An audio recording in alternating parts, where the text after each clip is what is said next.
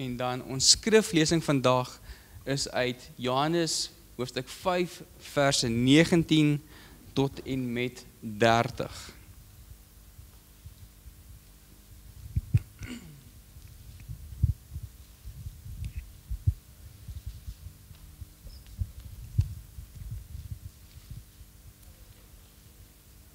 Johannes 5 vers 19 tot 30. Hoor die woord van die Here. Hierop het Jesus vir hulle gesê, Amen, amen, ek sê vir julle, die seun kan niks uit sy eie doen nie, behalwe wat hy sien die Vader doen. Want wat die Vader ook al doen, doen die seun net so. Die Vader het immers die seun lief en wys hom alles wat hy self doen. En hy sal hom groter dade as dit wys, sodat julle verwonderd sal staan. Want, soos die Vader die dooies opwek en lewend maak, so maak die seun ook lewend wie hy wil. Die Vader oordeel ook niemand nie, maar het die volle oordeel aan die seun oorgegee, sodat almal die seun kan eer, net soos hulle die Vader eer. Wie nie die seun eer nie die Vader wat hom gestuur het nie. Amen, amen, ek sê vir julle, wie my woord hoor en hom glo wat my gestuur het die ewige lewe en vir hom is daar geen veroordeling nie, maar hy het uit die dood na die lewe oorgegaan. Amen, amen, ek sê vir julle, daar kom 'n tyd en dit is nou, wanneer die dooies die stem van die Seun van God sal hoor, en die wat hoor, sal lewe. Want soos die Vader lewe in homself het, so het hy dit ook aan die Seun gegee, om lewe in homself te hê. Hy het aan hom ook volmag gegee om te oordeel, omdat hy die Seun van die mens is. Moet julle nie hieroor verwonder nie, want daar kom 'n tyd, wanneer almal in die grafte sy stem sal hoor en sal uitkom, die wat goed gedoen het, tot die opstanding van die lewe, maar die wat verkeerd gedoen het, tot die opstanding van veroordeling. Tot sover. Amen.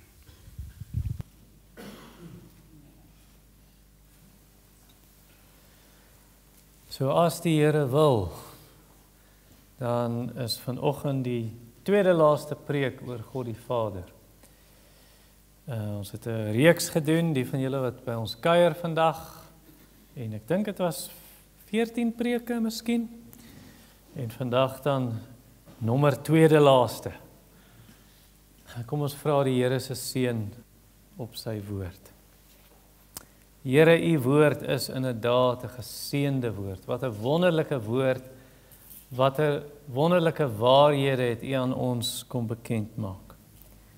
En ons dankie dat ons vanoggend onder hierdie woord kan sit.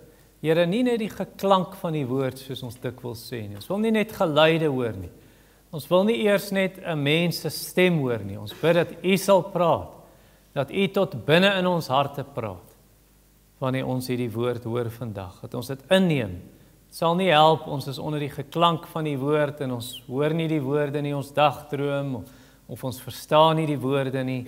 Wil u dit asseblief kom vasmaak in ons harte. Maak dit soos 'n stewige konkrete fondasie, dat die sement set, dat die waarheid van die woord vas is in ons harte, en dat ons op hierdie fondasie van die woord van Christus bou, want u het gesê, mense wat u woord hoor en nie doen nie, is iemand wat op 'n fondasie van sand bou. Daar is nie 'n fondasie, maar wie die woorde hoor en doen, bou op die rots van u woord. En ons vra dat ons daai mense sal wees, wil u dit so in ons harte bewerk, om Jesus ontwil. Amen. So ek glo in God die Vader. Dis die tema van vanoggend, en ons gaan verskeie tekste in die Bybel kyk, nie een spesifieke teks vandag nie. Nou, sedert die 2de eeu na Christus, dis hier in die 100s na Christus, het Christene 'n ou Romeinse geloofsbelijdenis gehad, wat vandag nog gesê word in kerke, die apostoliese geloofsbelijdenis, maar die ou vorm, daai Christene van daai tyd af as hulle gedoop word, dan bely hulle, ek glo in God die Vader, die Almagtige. Hulle het nie daai deeltjie gesê, skepper van hemel en aarde nie, dit het 'n paar 100 jaar later gekom. En dan het hulle aangegaan, ek glo in Jesus Christus, die enige gebore seun van God, wat gebore is uit die maagd Maria, en wat gelei het onder Pontius Pilatus, onder andere, wat gekruisig is en begrawe is, en op die 3de dag opgestaan het uit die dood. Daai deeltjie ter helle neergedaal was nie in die ou belydenis nie, en terloops is nie Bybels nie. Maar so van daai heel begin af, die heel eerste Christene het hierdie belydenis gehad in die ou Romeinse vorm. En toe, 1600, 1700 jaar later, so in die 1700s, toe kom daar 'n man met die naam Friedrich Schleiermacher. Dit beteken nie slaaimaaker nie. Dit beteken die man wat die sluier oor jou oë trek. Hy trek 'n sluier oor jou oë. Dis presies wat hy gedoen het. Want hy het toe gesê, ons kan nie meer in die opstanding van Jesus glo nie. Ons kan nie glo dat Jesus is uit 'n maagd gebore nie. Ons kan nie glo dat Jesus die enige gebore seun van God is nie. Ons kan nie glo in die opstanding van die dooies nie. En so deur daai invloed het liberale teoloë en selfs in Afrikaanse kerke in Suid-Afrika glo hulle nie meer daai wat hulle sê ons glo in Jesus Christus die enige gebore seun van God. Daar's van daai mense en hulle lei predikante op, hulle glo nie meer dit nie. Ons glo dat hy gebore is uit die maagd Maria. Hulle sê, hy is nie uit 'n maagd gebore nie. Ons glo dat hy gelei het onder Pontius Pilatus, gekruisig is, begrawe is en op die 3de dag opgestaan het uit die dood. Hulle sê, hy het net nie hard opgestaan, maar sy liggaam het verrot in die graf of honde het hom geëet. So hulle glo nie meer daai waarhede nie, maar baie van hulle het nog die eerste artikel van die 12 gesê en geglo, ek glo in God die Vader, die almagtige skepper van hemel en aarde, maar vandag is daar van hulle in Suid-Afrika, Afrikaners, wat nie eers meer dit glo nie, in kerke, en hulle noem hulle self Christene. So ek gee 'n voorbeeld hiervan. In 'n kerk in Port Elizabeth, in 2010, ek het net hierdie week op die internet, ek het ingetik op Google, toe tik ek in, want ek wou sien wat sê die ouens, ons moeder wat in die hemel is. Toe is daar 'n preek met daai titel, in 'n kerk in die Oos-Kaap, op Vrouedag, Afrikaanse kerk, ons moeder wat in die hemel is. En ter ere van Vrouedag, toe praat hulle nou van God ons moeder. En hulle gebruik tekste soos, Jesus het vir Jerusalem gesê, hoe dikwels wou jy bymekaar maak soos 'n hen haar kuikens. Sien, Jesus vergelyk homself met 'n hen, dit beteken hy is 'n moeder. Of, God is ons moeder. En jy weet, sulke tipe dinge wat hulle gebruik. Dis eintlik maar 'n afgodsdiens, wat jy gekry het in die boek Jeremia. Jeremia 44, vers 17, dan praat hulle van ons aanbid die koning van die hemel. Want hulle het weggedraai van God. Nou die redenasie is, ja, maar God is geslagloos. God is mos gees. Ons het dit laasweek gesien. Hy is nie 'n man of 'n vrou nie. So ons kan nou maar sê, God, ons hemelse Vader of ons hemelse moeder, maak nou nie eintlik saak nie. 'n Paar jaar gelede het iemand in ons gemeente daai boek The Shack. Julle onthou daai boek en toe is daar nou 'n fliek gemaak, nee. So in die boek The Shack is 'n storieboek van hierdie ou wat ek dink as hy in 'n koma of is hy onder operasie, ek het nie die boek gelees nie. Maar ek het opsommings van dit gelees en hier en daar stukke in die boek gelees en dan verskyn God nou aan hom by hierdie shack, by hierdie huisie waar hy nou is. En dit is pragtig, daar's mooi blomme en so, en dit is eintlik winter en dan skielik word dit lente en dan verskyn God aan hom, die drie eenheid, en dan sit 'n swart Amerikaanse vrou, dis nou die vader, en dan die seun is 'n lelike Joodse man, baie onaantreklik met jeans en 'n check hemp, en dan die Heilige Gees is 'n Chinese vroutjie, dalk Japanees, weet nie, 'n Asiese vroutjie, en sy loop nie, sy sweef net so rond. Haar voete raak nie die grond nie. En dit is dan nou baie kapsie gemaak teen die boek, want hoe kan hulle God nou so uitbeeld? Ons hemelse Vader, nou beeld hulle uit as hemelse moeder. En toe het 'n Suid-Afrikaanse teoloog op RSG, toe is daar 'n gesprek, want die vrou sê toe vir my, die vrou in ons gemeente, sy sê maar, ek sê toe, nee, daai is lasterlik. Ons kan nie daai goed glo nie. En toe is daar die gesprek op RSG en sy hoor dit toe, waar die teoloog sê, ja, maar God is gees, jy kan nie sê hy is 'n vader of hy is nie manlik of vroulik nie, so ons kan nie eintlik sê God ons vader nie, dit maak nie saak of jy sê God ons moeder nie. En God gebruik verskillende beelde in die Bybel om homself te beskryf. God is 'n rots, God is 'n sterk toring, God is 'n sond, God is 'n skild, en so aan. En so ons kan net sowel dan sê God is ons moeder. Ja, maar God kies die beeld wat hy wil gebruik. Hy het homself geopenbaar as 'n vader, nie 'n moeder nie. Hy het homself geopenbaar as 'n leeu, nie as 'n Jack Russell nie, of 'n jakkals nie. Ons kan nie sê ons hemelse jakkals of volstruis. Jy kan nie jou eie beelde gebruik en jou eie beelde opmaak nie. So God het met 'n rede gekies, onder andere, daai metafoor, daai beeld van 'n vader. Hoekom het hy dit gekies? Wel, 2 redes. Die eerste een is hy is die bron van lewe en die tweede een hy is die bron van redding. So die eerste een hy is die bron van lewe. Nou op aarde, die son is die bron van lewe. Wat gee die son? As ek sê die son is die bron van alle lewe op aarde, noem vir my voorbeelde. Wat doen die son? Gee vir ons lig. Jy gaan nie donker wees. Hitte. Jy sal doodvries as daar nie 'n son is nie. Okay, so fotosintese. Die blare kan klorofil maak, die blare word groen en dit gee suurstof, reg? So met ander woorde, ons sou nie suurstof hê as daar nie 'n son was nie. Wat nog? Reën. Jy sou nie reën hê as daar nie 'n son is nie, want die son maak dat water verdamp. Daai water damp, dit wat nou verdamp, dit vorm wolke en dit bring reën. Wind.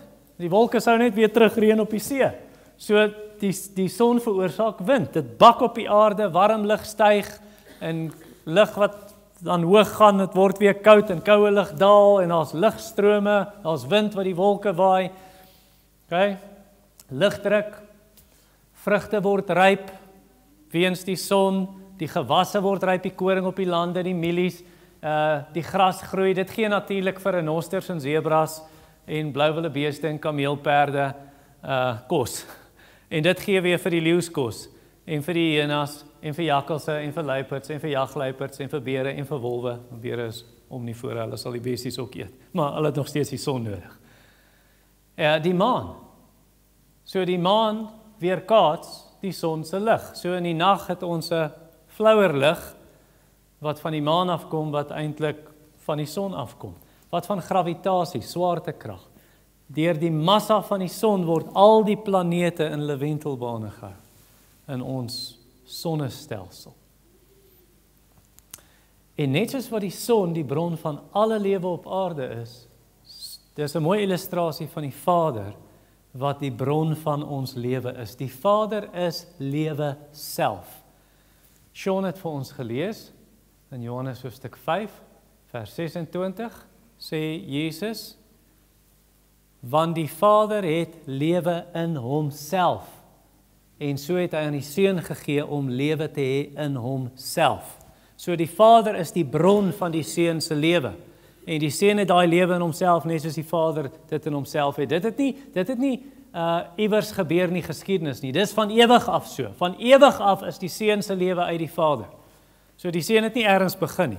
Johannes 6 vers 57. Soos die lewende Vader, sien jy, die Vader is lewe self. Soos die lewende Vader my gestuur het en ek deur die Vader lewe. En wat noem ons daai lewe wat uit die Vader en die Seun uitgaan? Wat noem ons daai lewe? Wel, ek weet ons noem dit ewige lewe, maar wat noem ons daai lewe? Die Gees. Die Heilige Gees is die lewe van die Vader en die Seun. Dis hoekom Paulus in Romeine 8 vers 2 praat van die Gees van lewe, the Spirit of life. En Johannes 15 vers 26 sê die Gees wat uit die Vader uitgaan, the Spirit who proceeds from the Father, en natuurlik uit die Seun, want die Seun stuur hom, hy is die Gees van Christus en die Gees van die Vader. Daar was 'n vals leraar. Dis die son. Daar was 'n vals leraar in die vroeë kerk. Hy het hier in die 300s na Christus gelewe. Hy's gebore in Egipte en sy naam was Arius. En Arius het gesê Jesus is nie God nie. Jesus is die eerste skepsel van God. Weet julle van 'n ander dwaallering vandag wat dit sê? Die Jehovah's getuies, hulle is maar net volgelinge van Arius. So hy het gesê, Jesus is nie God nie, hy is die eerste skepsel van God. Die Vader is voor die Seun, net soos wat ek voor Timothy is. Ek was eerste en toe Timothy daar, want ek is die pa en hy is die Seun. En dis wat Arius gesê het van God die Vader en God die Seun. En hierdie dwaling van ons was verskriklik. op 'n stadium die dwaallering is so versprei en goed wat hy geskryf het en gepreek het. Daar was 'n ou wat teen hom geveg het. Die ou se naam was Athanasius. En Athanasius het geskryf en gepreek en hy het alles gedoen om te wys Jesus is God. Jesus is gelyk met die Vader. Hy is die Seun en het God die Vader, God die Seun, God die Heilige Gees. En so Athanasius het geskryf, maar Arius het hom so teengestaan en sy dwaling oral versprei. En op 'n stadium toe kom Athanasius se vriende na hom toe en sê, Athanasius, contra mundum. Athanasius, die hele wêreld is teen jou. En toe sê hy, dan is ek teen die hele wêreld. En toe het Arius, die dwaalleraar, toe kom hy en hy sê toe, maar hy gaan nou teruggaan na die kerk, want die kerk het hom afgesny, want hy is 'n dwaalleraar. Toe sê hy, ek gaan terug na die kerk toe en môre gaan ek nagmaal gebruik. En toe sê die predikant vir hom, Alexander vir hom, nee, moet nie die mekaar maak nie. Athanasius, Alexander, Arius, alles met A's. Maar Alexander die predikant sê vir Arius toe, nee, jy's 'n dwaalleraar, jy sal nie hier kom en deel hê in die maaltyd van die Here nie. Jy's nie 'n kind, jy's nie 'n gelowige nie, want jy verkondig dwaling. En toe gaan Arius met sy klomp volgelinge, toe gaan hulle en hulle gaan kry toestemming van 'n hoër mag. Hulle het natuurlik die keiser probeer oorhaal en gesê, laat hy dan nou kom, en vir daai predikant sê, jy kan nie vir Arius keer nie, hy gaan kom.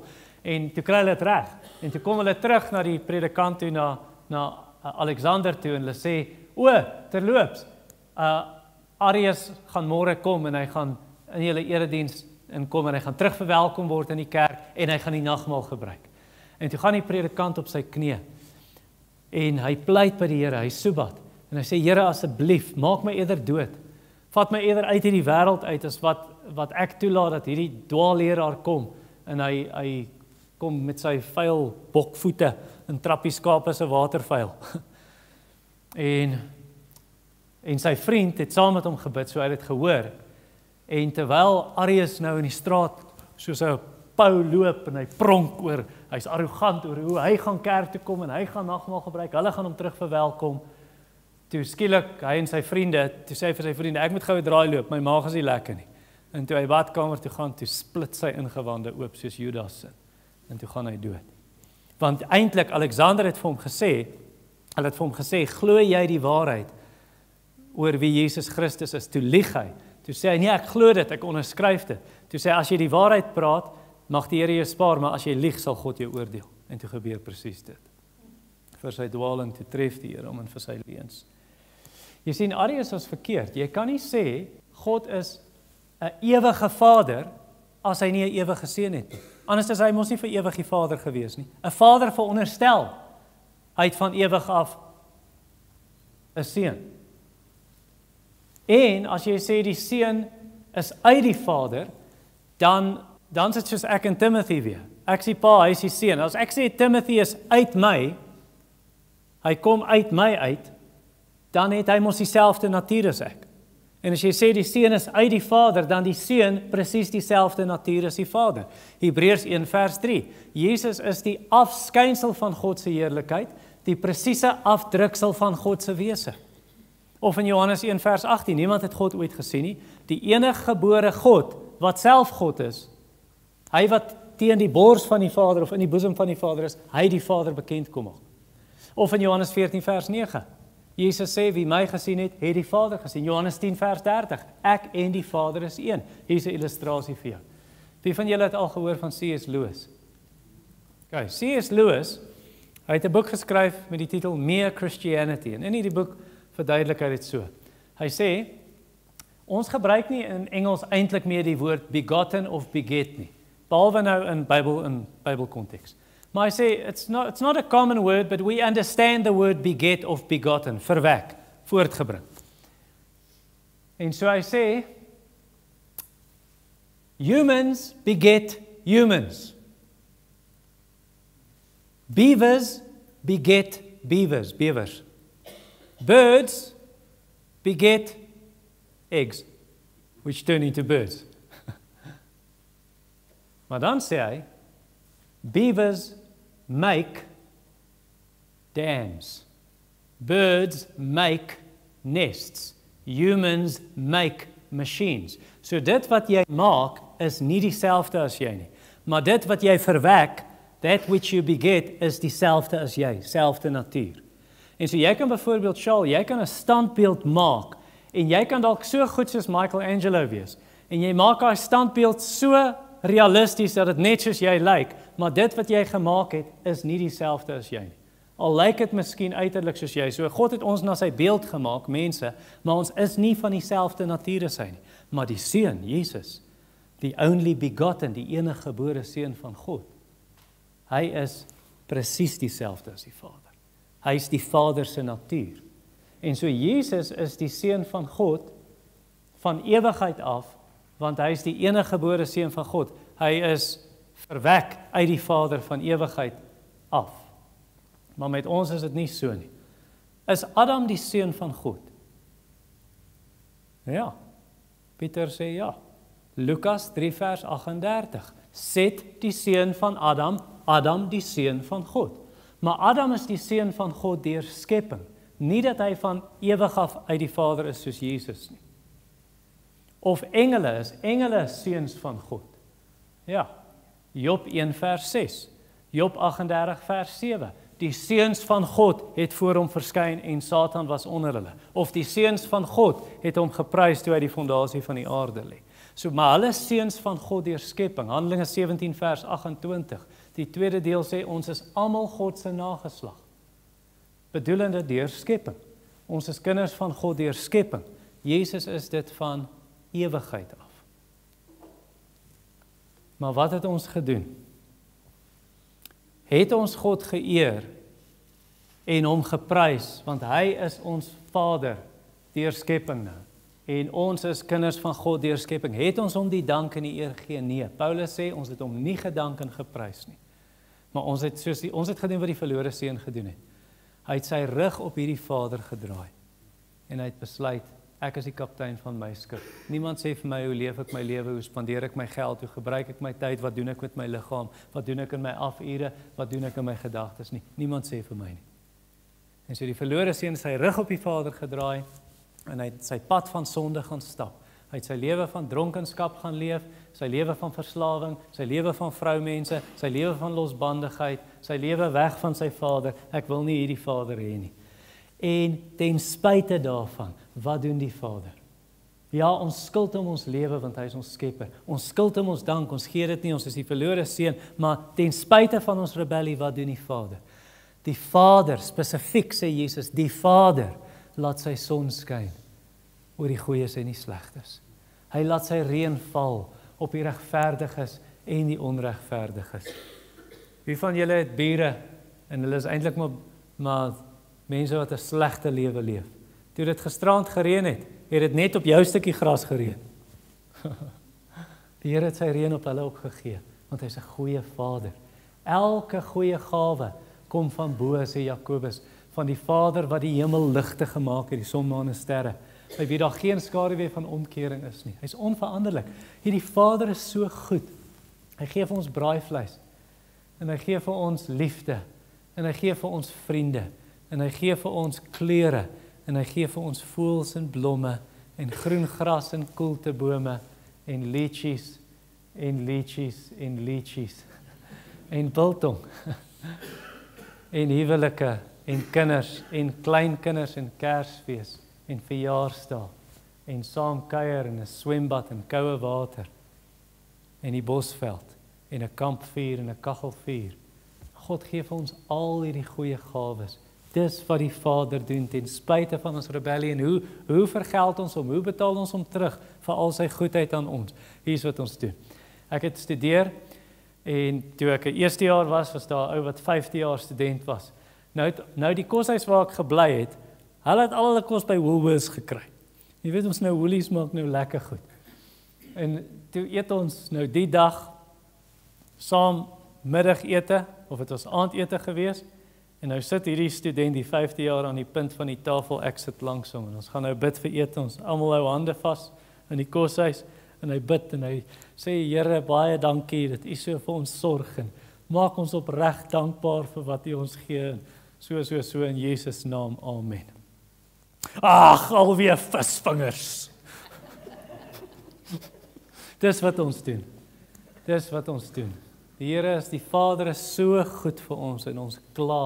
Ons kla oor Eskom. En ja, ek weet Eskom is ook maar skelm. Maar ons kla oor die krag wat gesny word en ons kla oor die water en ek is goed daarin, jong. Ons kla oor die water en ons kla oor die drein wat geblok is en ons kla want die swart sakke is nie weggevat nie en of iemand het dit kom skeer en al die herwinbare goed uitgehaal en die tissues daar gelos in teesakkies en lemoenskille. En ons kla oor die petrol wat duur is, maar ek sê ons het die Vader nie 'n enkele dag gedank vir die elektrisiteit wat ons het nie. En ons het hom nie 'n enkele dag gedank vir die water. En ons het hom nie gedank toe die riool werk, meeste van die kere. En ons het gekla oor die swart sakke wat nou lê die goed daar, maar ons het hom nie gedank dat ek 'n vol asblik het. Weet jy wat beteken 'n vol asblik? Beteken jy het goed gehad om te geniet uit jou Vader se hand. En ons kla oor die petrol wat duur is, maar ek dank hom nie, ek het 'n kar om petrol in te gooi nie.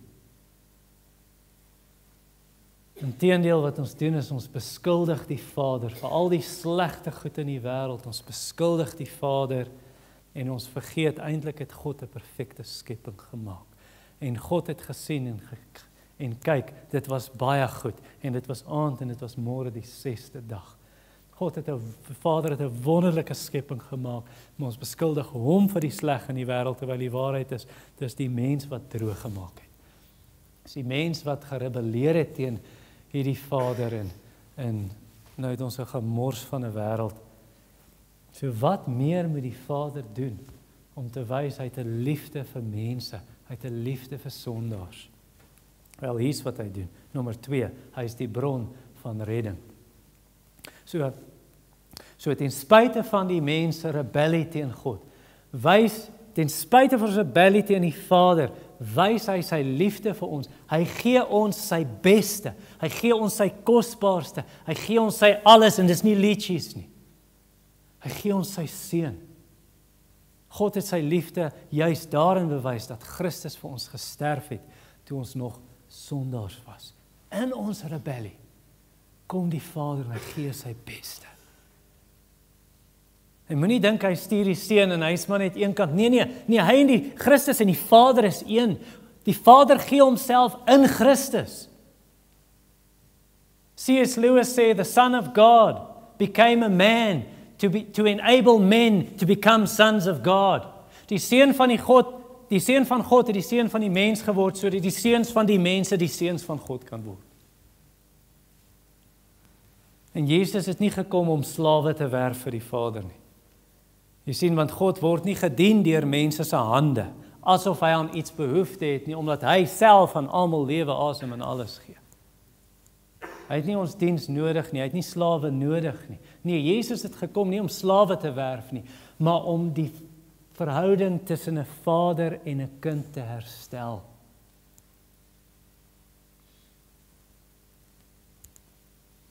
Is dit nie die punt van die verlore seun se storie nie? Dat hy kom terug en die Vader omhels hom en hy soen hom en hy trek skoene aan sy voete. Hy sê nie 'n slawe loop kalf, want jy's nie 'n slaaf nie, jy's my seun. En hy trek vir hom skoon klere en die beste kleed aan, die kleed van Christus se geregtigheid, 'n ring aan sy vinger om te sê jy kan met my gesag optree. Slag die vetgemaakte kalf, ons gaan 'n spitbraai hê, ons gaan partytjie hou. Jy het huis toe gekom, jy's terug in die Vader se huis, jy's terug by jou Vader. Want aan almal wat hom aangeneem het, aan die wat aan hom glo, aan hulle het hy die reg gegee om kinders van God te word. Dit is hulle nie uit hulle self nie.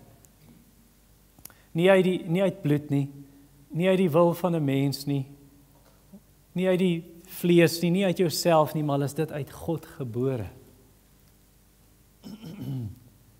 Jesus sê, as iemand my liefhet, sal hy my gebooie bewaar, en hy wat my gebooie bewaar, my Vader sal hom lief hê, en ons sal na hom toe kom en ons woning by hom maak. Die Vader wil by sy kinders wees. Dis wat Jesus kom doen het.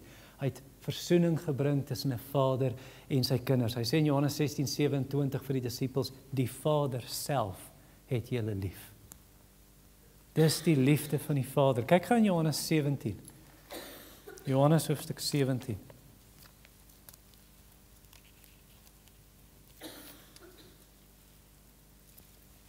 vers 21.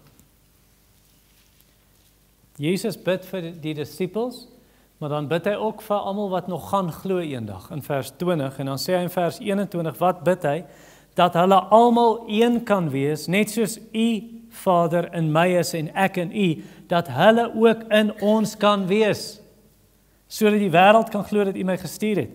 Ek het die heerlikheid wat U aan my gee het aan hulle gegee, sodat hulle een kan wees net soos ons een is, ek in hulle en U in my, sodat hulle volledig een kan wees en die wêreld kan weet dat U my gestuur het en hulle liefgehad het, net soos U my liefgehad het. Baie van julle het al hier gedink, maar party van julle het hierdie nog nooit gehoor nie.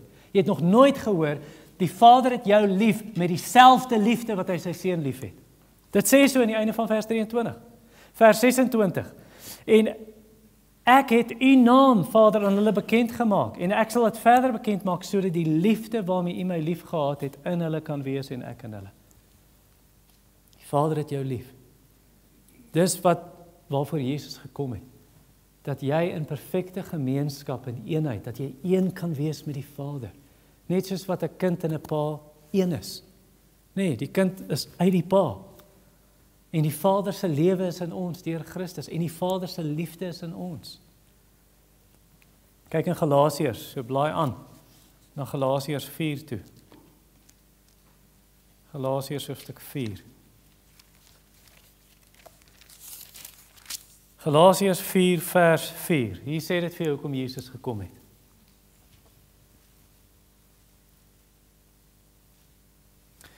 Galasiërs 4 vers 4. Maar toe die tyd vervul is, het God sy seun uitgestuur, gebore uit 'n vrou, gebore onder die wet, sodat hy die wat die onder die wet kon loskoop, sodat ons as sy kinders aangeneem kon word. En omdat julle sy kinders is, het God die gees van sy seun uitgestuur tot in ons harte, die gees wat roep, Abba, Vader. Jy is dus nie meer 'n slaaf nie, maar seun. En as jy seun is jy ook erfgenaam deur God. Hoekom het Jesus gekom? Want hy wil die kinders terugbring na die Vader toe. Hy wil jy nou 'n kind van God maak, nie deur skepping net nie, maar deur redding, deur verlossing. Dat jy 'n kind is en God jou Vader is. 1 Johannes is vir my so mooi, wanneer Johannes sê, ons gemeenskap is met die Vader en met sy seun. Our fellowship is with the Father. Jy het 'n verhouding met hom. God is lig, in hom is geen duisternis nie. So jy wat sê dat jy gemeenskap het met God, jy's 'n kind van God, maar jy leef in die donker. Jy leef moreel duister. Jy lieg. Jy is nie in die lig nie. Maar as ons in die lig wandel, dan het ons fellowship met hom. Ons het 'n verhouding met hom. En die bloed van Jesus, sy seun, reinig ons van alle sonde. So wat vra hy van jou? Kom bely jou sonde. Want as ons ons sondes bely, hy is getrou en regverdig om ons te vergewe en te reinig van alle ongeregtigheid. En bietjie verder af sê Johannes, my liewe kinders, ek skryf hierdie dinge vir julle, sodat julle nie moet sondig nie. Maar as julle sondig, ons het 'n advokaat by die Vader, Jesus Christus die regverdige. En hy is die versoening vir ons sondes. Hy kom maak ons reg met die Vader. Hy is die versoening vir ons sondes. En nie alleen vir ons nie, maar ook vir die van die hele wêreld. Jesus het kom maak dat daar eenheid tussen jou en die Vader kan wees. En dis hoe die Vader wil hê ons moet hom sien. Die Vader wil hê jy moet hom sien as 'n Vader vol van liefde. Vol van liefde vir jou. Hy wil nie hê jy moet hom sien en sê, o, ek het geweet hy's 'n harde meester, dis hoekom ek die geld begrawe het en nie in die bank gesit het om rente te trek nie. Ek het geweet u oes waar u nie gesaai het nie.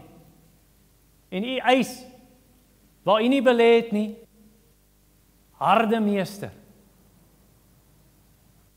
Dis 'n verkeerde beeld van die Vader. Jesus sê dit vir daai man. Hy sê vir hom, as jy nou gedink het, God is so, dan gaan jou eie woorde jou verdoem. Nee, hy wil hê ons moet hom sien, 'n Vader vol van liefde. 1 Johannes 3 vers 1. Kyk wat 'n groot liefde die Vader aan ons bewys, dat ons kinders van God genoem kan word. Luister wat sê John Owen, jy kan op die skerm sit, Bianca, asseblief. Saints, dis alle gelowiges. Saints are to see God as full of love to them. It is His will that we see Him as the Father, and the great fountain and reservoir of all grace and love. So long as the Father is seen as harsh and judging and condemning, the soul is filled with fear and dread every time it comes to Him. So in the scripture we read of sinners fleeing and hiding from Him. But when God, who is the Father, is seen as a Father filled with love, the soul is filled with love to God in return. It is a complete misunderstanding of the Father that makes us want to run away and hide from Him.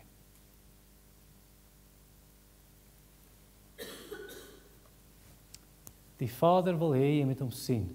Hy is 'n Vader wat sondaars wil red. Dis sy hart. Hy is nie 'n Vader wat wil verdoem nie, alhoewel daar verdoemenis is. Ek sal nou verduidelik. Maar sy hart is om sondaars te red. Nou, dis so in kontras, as hy op YouTube, ek sal nie eens sy naam noem nie, want ek's bang julle gaan kyk hom. Die ou, hy is so 'n skobbejak, hy's 'n skurkman. Hy's 'n baptiste prediker in Amerika. En hy staan bekend as the hate preacher. Sy prediking is so aanvallend teenoor almal. Toe John MacArthur is John MacArthur is now in hell. Ja, so 'n aaklige ou, verskriklike ou. En dan sien jy hoe preek ek het 'n videoklip van hom gesien. LGBT, let God burn them. LGBTQ, let God burn them quickly. Dis nie die Vader se hart nie. Die Vader se hart is, daai mense is verlore in hulle sonde. Maar die Vader is 'n Vader wat sondaars wil red. Hy het dit gewys deur sy seun te stuur. God het geen plesier in die dood van die goddelose nie. Hy wil hê hulle moet hulle bekeer en lewe, Jesegiel 18:32. God wat nie wil hê dat sommige verlore moet gaan nie, maar dat almal hulle moet bekeer. 2 Petrus 3 vers 9. Jy sien dit in die storie van Jona. Wat is God se hart in die boek Jona? Ja, God stuur Jona na die mense van Ninive. Onthou daai Assiriërs was slegte mense. Hulle het goed gedoen wat ons nie 'n ordentlike geselskap wil noem nie. Wrede moorde gepleeg op swanger vroue en op die kinders wat in die baarmoeder is. Wrede mense. En hulle was die vyande van Israel en God stuur vir Jona gaan sê vir Ninive nog 40 dae dan verwoes ek daai stad. Jona gaan, hy preek al te bly. Hy het eers weggehardloop en hy sê aan die einde van die boek hoekom hy weggehardloop het. Hy het gesê, Here, die rede hoekom ek weggehardloop het, ek het geweet U sal dit red. Ek het dit geweet. Ek het geweet U is 'n God vol van barmhartigheid en ontferming, vol van genade, vol van troue liefde, vol van getrouheid. Ek het dit geweet. Ek het geweet. En dan gaan sit hy met 'n dik bek aan die ooste kant van die stad en hy wag. Dalk verwoes God hulle in elk geval. Kom ek wag man, kyk. Jy sien hy het geweet. God se hart is nie om te oordeel en te straf nie. God se hart is om te red. 1 Timoteus hoofstuk 2 in vers 4 sê, God wat wil hê dat alle mense gered word en tot die kennis van die waarheid kom. Want daar is een God en een middelaar tussen God en mense, die mens Christus Jesus, wat sy lewe gegee het as 'n losprys vir almal. Dis God se hart. Ek wil nie hê dat mense hulle moet verset in hulle sonde nie. So die Vader wys dit vir ons. Hy wys vir ons sy gewillige hart om sondaars te red. Hy wys sy gewillige hart vir ons en vir jou wat 'n kind van die Here is, want Jeremia 31:3 sê, ek het jou lief gehad met 'n ewige liefde. Want so lief het God die wêreld gehad, dat hy sy enige gebore seun gegee het, sodat elkeen wat in hom glo nie verlore mag gaan nie, maar die ewige lewe kan hê. Hy het 'n hart vir die wêreld. Hart vir sondaars. En Jesus kom wys die Vader se hart vir ons. Julle ken daai deel? Kom na my toe almal wat moeg en oorlaai is en ek sal vir julle rus gee. Neem my juk op julle en leer van my. Nee, want hy sê ek is nederig van hart. Ek is sagmoedig van hart. En julle sal rus vind vir julle siele, want my juk is sag en my las is lig. Wat's die versie net voor dit? Versie net voor dit is: die Vader het alle dinge oorgegee aan die Seun. En niemand ken die Seun nie behalwe die Vader. En niemand ken die Vader nie behalwe die Seun. En die aan wie die Seun kies om hom bekend te maak. So wat doen Jesus as hy sê, kom na my toe almal wat moeg en oorlaai is? Hy wys die Vader se hart.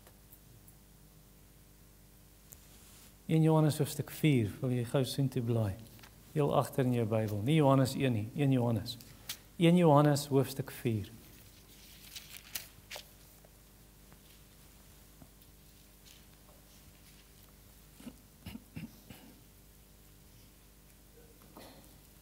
In Johannes 4 vers 9.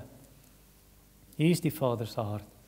Hierin is die liefde van God aan ons geopenbaar, dat God sy unieke seun of sy eniggebore seun na die wêreld gestuur het, sodat ons deur hom kan leef. Hierin bestaan liefde, nie dat ons God lief gehad het nie, maar dat hy ons lief gehad het en sy seun gestuur het as versoening vir ons sondes. Daar is die Vader se hart. Dis wat Jesus kom wys in die kruis. Jesus strek sy arms uit om te wys, kom almal.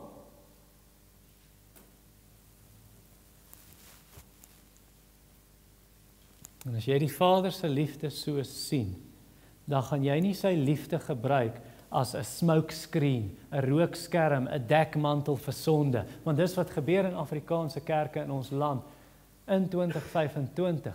Hulle gebruik God se liefde as 'n dekmantel vir sonde en sê die Vader is liefde, kom slaap saam met jou meisie. Die Vader is liefde. O, wil jy nie 'n meisie hê nie, wil jy 'n boyfriend hê? Kry vir jou 'n boyfriend, al is jy ou. En so alles gaan want God is liefde. #liefde is liefde en daai liefde kom van God af, ons kan doen wat ons wil.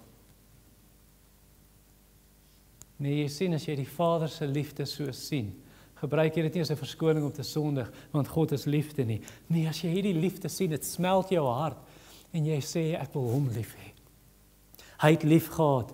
Ek het lief want hy het eers lief gehad, sê Johannes vir ons. Nie 'n liefde vir die wêreld nie, want as ons die wêreld lief het, dan is die liefde van die Vader nie in ons nie, sê Johannes. As jy weg van sonde lief het, moenie sê die Vader se liefde is in jou nie.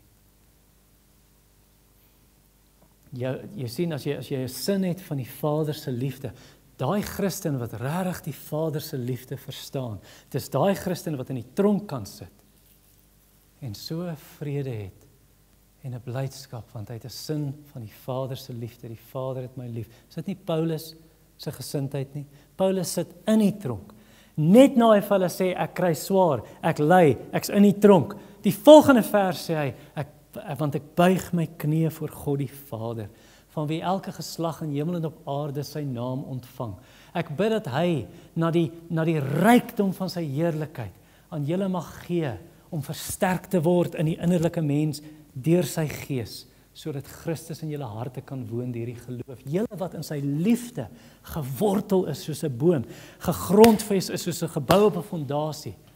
Ek bid dat julle krag mag hê om saam met al die gelowiges te begryp wat die hoogte, die lengte, die breedte, die diepte van sy liefde is. Die liefde van Christus, dat jy dit kan ken, daai liefde wat jy nie eintlik met jou kop kan ken nie, maar dat jy dit in jou hart kan ken deur ervaring, dat jy gevul mag word met al die volheid van God.